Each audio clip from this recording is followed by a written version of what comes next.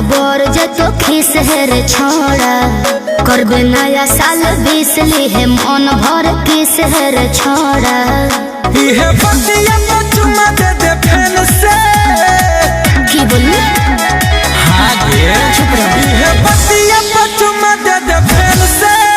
नया साल में घुमाई बबलेन से अच्छा नया साल में घुमाई बबलेन से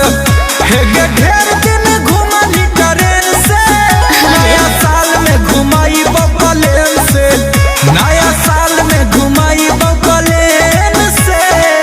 तो बड़ी मजा आई तुम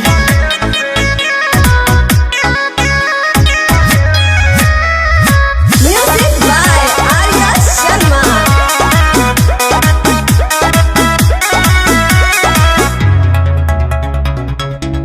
रात भर पार्टी में गर्दा उड़ैबे टोपी है दारू बियर मुर्गा हम खैबे जहाँ कभी तोरा लेके जैबो 30 साल के झारखंड बंगाल यूपी चाहे नैनीताल के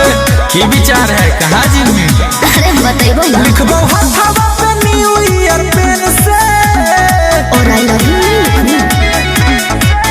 लिखबो हथवा पे न्यू ईयर पेन से अच्छा नया साल में घुमाई बबलेन से जियो